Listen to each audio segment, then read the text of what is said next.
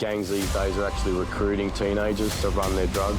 This crime wave is everywhere now. Everyone knows someone or it's happened to them personally. There's no justice.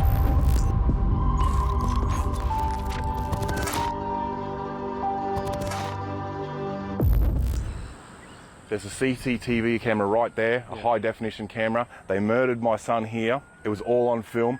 The magistrate saw this footage on the bail hearing and granted bail. At 15, Angus Beaumont was becoming a young man, his life ahead of him. He died on a footpath in Redcliffe, north of Brisbane, when a knife was plunged 14 centimetres into his chest. He'd found himself in the middle of a marijuana deal gone wrong.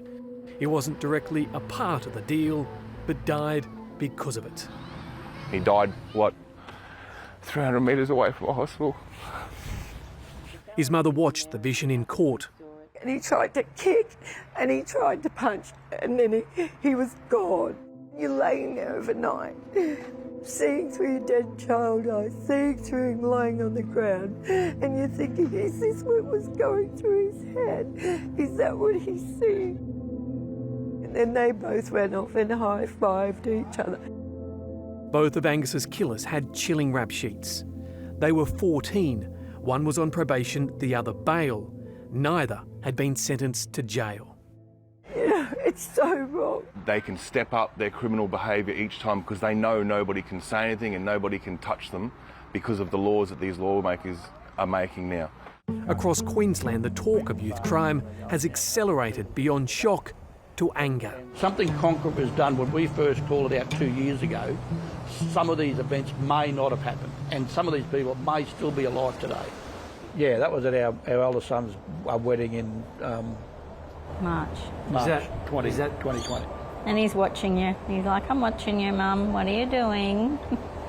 The expectant parents and their unborn child were killed by a 17-year-old in a stolen car at Alexandra Hills in Brisbane South on Australia Day as they walked their dogs.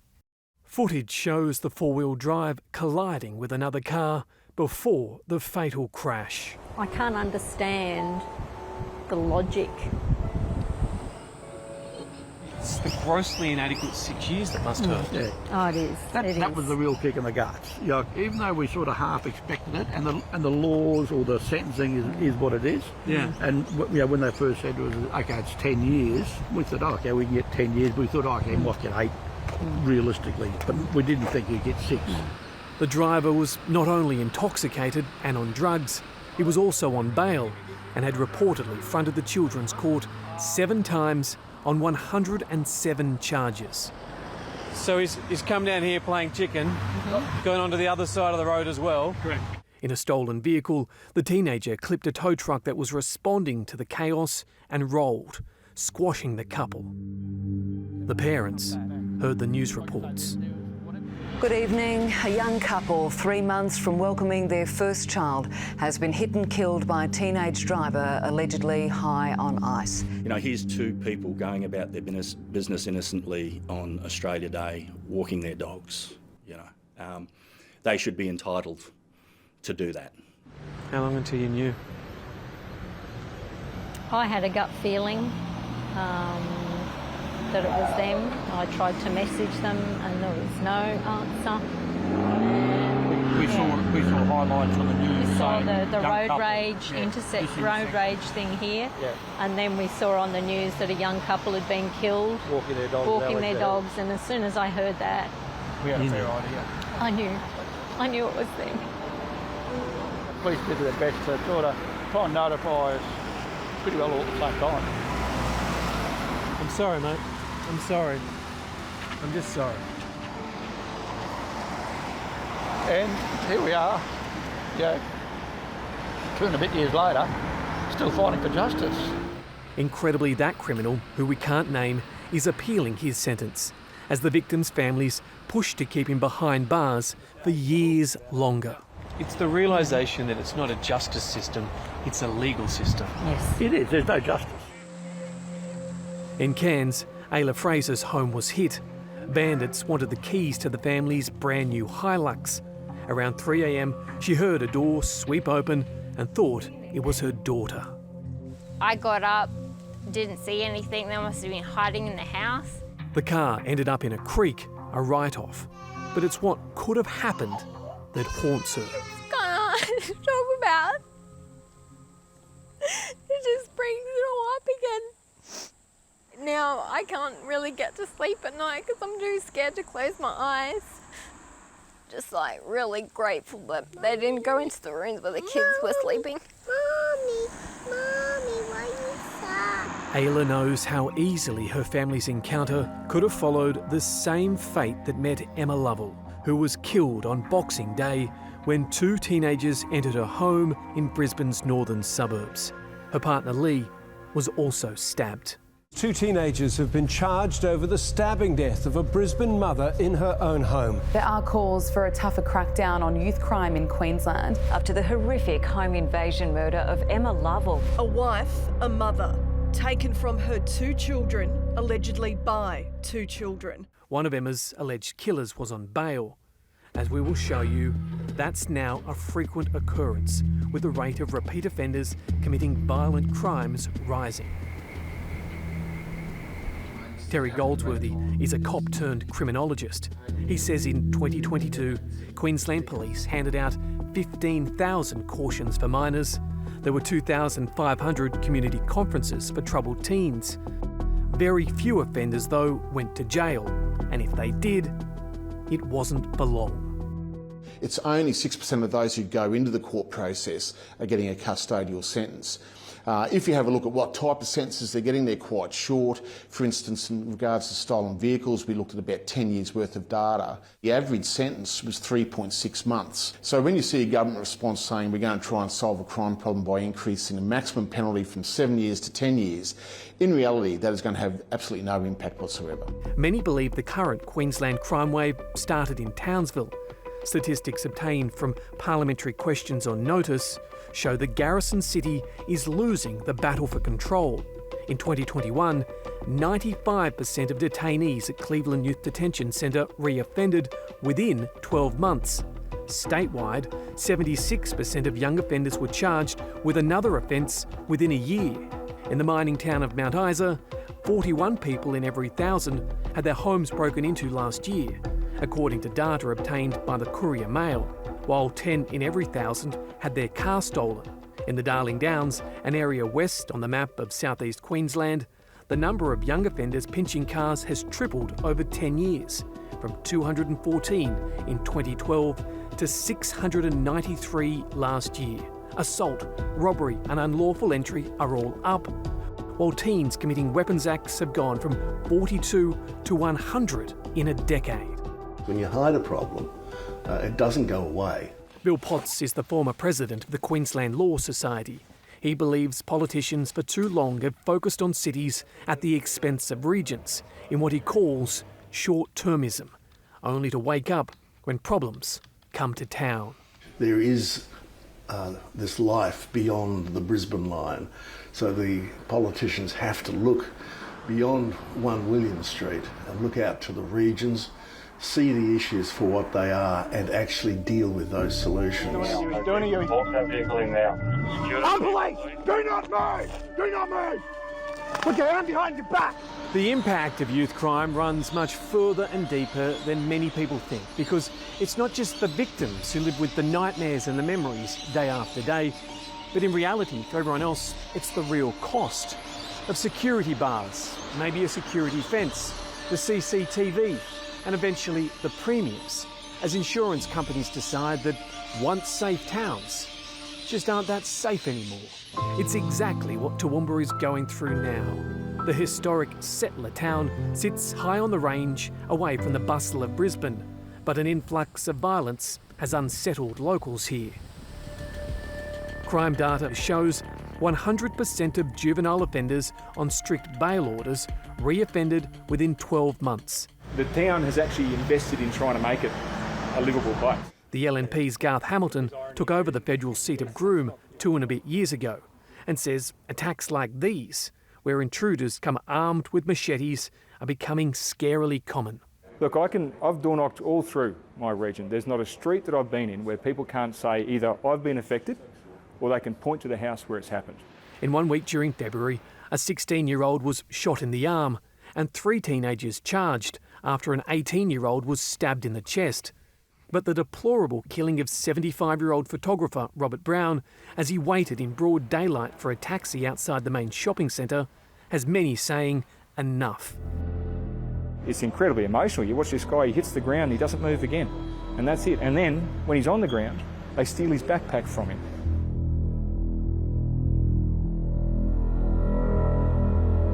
A growing group of volunteers have come together to walk locals home if they're scared, be it day or night. Despite the fact that the police do an incredible job, they're chasing the same very small group of people. This is where Robert died. A make-do shrine of flowers has gone. We are told so too are the shoppers who would normally busy these streets. The city at the moment is so on edge that even just seeing groups of young people around is enough right now to concern residents, and probably why the street is as quiet as it is. It doesn't take many seconds for a group to spot the camera and put on a mock fight. But it'll give you an indication of what we're putting up with every day. Well, but they might be joking around, but if you're an elderly person walking around... Well, even that young woman there, she's now concerned for sure. Look how far, look at the wide berth she's getting. Wide berth. And she is now thinking to herself, good grief, am I losing my bag here now, my phone? This is the third front page. Jordan Philp is the editor of the Toowoomba Chronicle. I think it's not unique to Toowoomba, but we're seeing this across Queensland where we're seeing root causes, child safety, education and health. And when they're not being addressed by the state government for many years, this is the result. The proud, outspoken local has launched a campaign entitled Enough is Enough, frustrating some who think it's accurate but bad for business. I think this is the one that really got the state government's attention. This was the third front page we did in a row, and it kind of showed that the Chronicle wasn't backing down with the Enough is Enough campaign. Yeah, who will be next? Yeah, who will be next, and I think it sums it up. If this can happen to Robert, it can happen to anyone. Hundreds attended a people's forum. I've lived in Toowoomba all my life. I'm 70 and I've never seen it so bad. So if someone breaks into my house with a machete and I have an implement and I hit them, that's okay. Once again, we're getting into detail there. It's not detail. We want answers. Installing security cameras, gates on their driveways, bars on their windows, sleeping with one eye open at night, and it is utterly ironic that it's the guilty who walk free and it is the innocent who lie. I would just like to ask, where is our Premier tonight? Where were you last Wednesday? Working on the youth justice reforms that we introduced into Parliament. I cannot be everywhere. What we saw there was a community spilling out in anger, and we really captured that with this front page here at boiling point. You can see here the frustration on people's faces. Yeah. And there was a really poignant moment where a woman asked, can all the victims of crime stand up in the crowd? And you saw about 75% of people rise to their feet. And I think we were looking for answers from the ministers when they showed up. We didn't get any that night, but what we did send from our community to the state government was a clear message that this cannot keep going, that we have had enough. Aaron McMahon is a father and business owner in Toowoomba. His family home was hit by armed teenagers. Looking back at the footage, we saw the car arrive at about 11 o'clock that night. They prodded and probed for about 15 minutes, couldn't get in, they left. They came back at about 1:15 with obviously smaller kids. They then spent the next 2 hours rummaging around trying to find any way into the house. They cut fly screens, jimmied windows, removed fly screens. All while you're asleep? All while we were sound asleep. My God. They finally got in about 3:10 through the toilet window. They cut that with a Stanley knife and were able to climb in through that silently, open up the doors, let their mates in. Under the law, they may be children, but as the video shows, this is not child's play.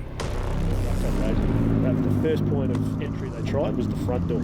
That's how clever they are. They know that they walk around in bare feet, it's not going to make a sound on the top. You start to worry about the kid. You know, your kids get up to go to the toilet. You get up. You could be confronted. In our particular case, they were walking around in a Guy Fawkes mask. So again, if one of the kids bumped into that, if one of us bumped into that, who knows what would have happened. All of this is changing the way many Queenslanders think, raising the question, how long before somebody takes the law into their own hands? You're thinking it's better to be tried by 12 than carried by a body of 6. Correct. That's a very good way to put it. Emma Lovell's changed everything. They've got blood on their hands. And there'll be many more. So we've got less police, weaker laws. Is it any wonder why we've got youth crime spiralling out of control in this state?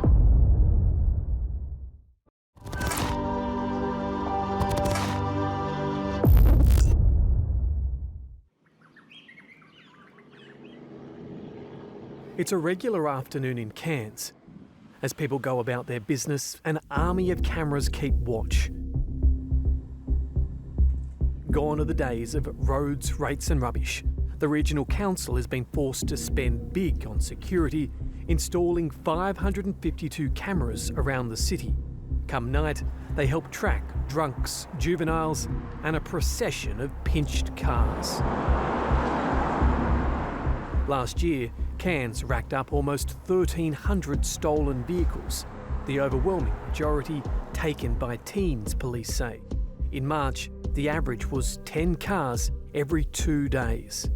How can we allow this to go on without people sitting down and seek to address the problem? I mean, there is absolutely no gain in what we're doing here. All we're doing is giving ourselves a bad reputation. Bob Manning is the long-serving independent mayor.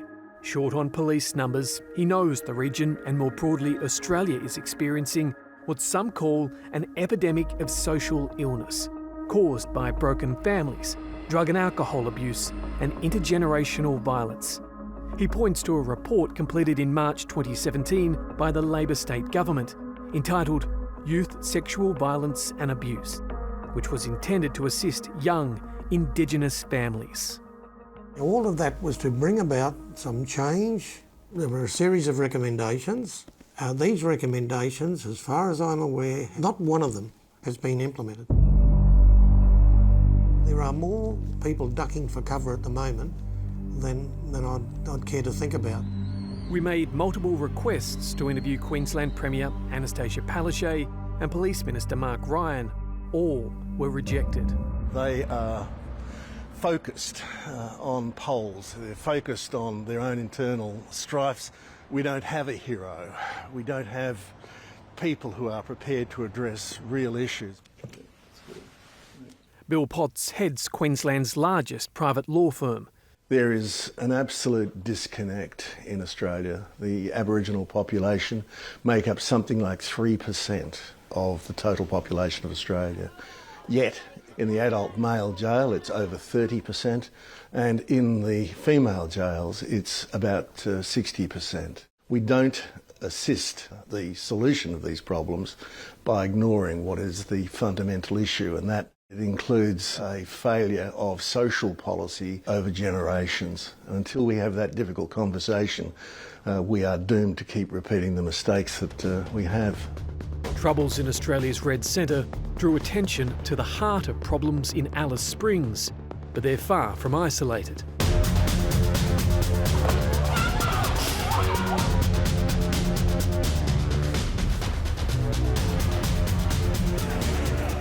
Halls Creek in the West Australian East Kimberley is also struggling. It's home to just 2,000 people, but recorded 863 incidents in 2021-22, consisting of burglary, property damage, arson and stealing, up from 595 in the previous 12 months, with more than 300 children charged in the Kimberley district in 2022. Former Queensland Premier Campbell Newman was elected in a wave of support in 2012. Thank you. Only for the party to be banished back to opposition ever since. He was famous for his bikie blitz. You genuine when you say that you're more concerned about your safety now? That's not just Absolutely. hyperbole? I never locked my door at night in my bedroom when the bikies were after me. You do now? I do now. As Premier, I went after criminal motorcycle gangs and threats were made against myself and my family. I'm more worried now about my personal safety and my family's safety than I was back 10 years ago. That's how bad it is, because the bikies never prowled around my neighbours' homes and gardens, and that's happening right now. He blames the current crime wave on Premier Palaszczuk as much as Anna Bligh, Peter Beattie and Wayne Goss. Indeed, they've got blood on their hands. You know, now some people will say, well, how can Newman say that? Well, I'll say it like this. In 1989, the Labor Party were elected in this state. They've been in charge ever since for all but 5 years. They've appointed the judges, the magistrates, they created the system, they created the laws, they appointed the bureaucrats. It's their system. Let's ignore the Human Rights Commissioner, who's concerned more about the rights of young crims than the safety of Queenslanders. We shouldn't be putting them into jails, but we should be taking them out to boot camps where grown-ups can show them some tough love. Judy Lindsay supports the idea of Campbell Newman's boot camps. Youth Crime Collective Voices. Her daughter Hayley was a passenger in a car driven by a drunk teenager on L plates. He wouldn't let her out of the car, crashing, killing Hayley. She's campaigning to unite victims, to demand tougher laws. These are the families who are united? Yes, yes. And there'll be many more to come. You see dominoes. You see a child who was problematic. Yes. You see your daughter's death. Yeah. And there'd actually been an intervention at the right time. Yeah. That wouldn't have happened. That's right. That's right. You know, Hayley might still be here today if he was intercepted early with his behaviour. Once you're 16, I think that you should be able to be identified for everything. Bill Potts warns the incarceration of youths doesn't come cheap. It costs $250 per day to have a child in custody. We know that jail does not improve people. What we know is that essentially it's the high school of crime, and by the time they get into the adult jails, they've graduated to the university of crimes. Terry Goldsworthy wants violent youths to be given extended periods behind bars to complete proper rehabilitation courses and break the cycle of crime sweeping our suburbs. The whole conversation seems to revolve around the youth offender and rehabilitation of them. I think we've forgotten the principles of punishment and we've forgotten the principles of protecting the community. Under pressure, the Queensland government has overhauled its breach of bail laws, adopting the opposition's policy in full, giving police more power to act and courts more information on offenders. The Queensland opposition also wants to see detention as a last resort removed from the Youth Justice Act, seeing more offenders in here. Police could be knowingly seeing a young person who has breached their bail conditions, whether that be the time that they have to be no longer out on the streets, where they reside, who they're with. A young person could be breaching those conditions and the police don't have the ability to have the full force of the law to deal with them until they commit another crime, until they steal another car, until they break into another home. What sort of society sends a message that consequences for bad behaviour just doesn't count? And that's effectively what we have been dealing with for 8 years since the government watered down the legislation. Labor's decision, though, to simultaneously water down hard drug laws and give users 3 strikes before a conviction is recorded confuses many. It will, though, free up police as they struggle to meet quotas and see fewer crimes recorded, potentially giving the impression statistics have improved. The issue is we've had reversions for marijuana for the last 20 years in Queensland. You only got one opportunity to be diverted from marijuana. Yet now with hardcore drugs, we're saying we're going to give you 3 opportunities. We are going to have the most lax laws in terms of drug possession in the nation. The government promised 1,450 extra police at the last election. We're more than halfway through this term and they haven't even added 100, and that's despite the explosion in population. So we've got less police, weaker laws. Is it any wonder why we've got youth crime spiralling out of control in this state? What the state needs, it isn't getting. We used to have a report in Queensland called the Statistical Review prepared by the Queensland Police. And they had very good data in it, very clear and open data in terms of policing services, in terms of pursuits. We knew how many there were, how many were terminated, how many resulted in accident and injury, recidivism rates, all that type of stuff. And now what we have is what we call a Queensland Crime Report. And for the last 2 or 3 years, it has been delayed up to 9 or 10 months before it's been released. So effectively you're getting data that is almost out of date. Duncan Burns knows what it's like to spiral out of control. He was a fully patched member of an outlaw bikie gang. I take it that bullet which hit you was intended to kill you? Yeah, definitely. I was pretty lucky, really. Yeah. Anyone who survives a bullet normally is. It came out just there. Yeah. And went in the back. Went in there. You can see the indent on that scar line. He started the welfare group Brothers Keeper, providing assistance and role models. He wants more funding to help turn kids around. But what he says about gangs hiring teenagers as drug mules is gobsmacking. Gangs these days are actually recruiting teenagers to run their drugs due to the fact that teenagers, like the young fellas or young people, don't, when they get caught, they get a minimum sentence. And then when they hit 18, their youth record is dissolved. Families of victims, though, want the government to add some steel to the laws, suggesting everything from minimum sentences to enforcing maximum sentences and the tightening of social media, which is often used to brag about crimes. What difference does it make if you're increasing your stealing a car to 14 years at night to the maximum sentence when they don't even hand down the maximum sentence that it is now? Everybody knows right from wrong. I think the social media with the young people now has made it a game. How about we say, you're going to get minimum of 7 years if you do this crime? Because that takes it out of the judge's hand, it removes discretion. That's right. If the government can outlaw a motorcycle gang, if they can do mandatory COVID vaccinations, they can stop a core group of 500 repeat offenders.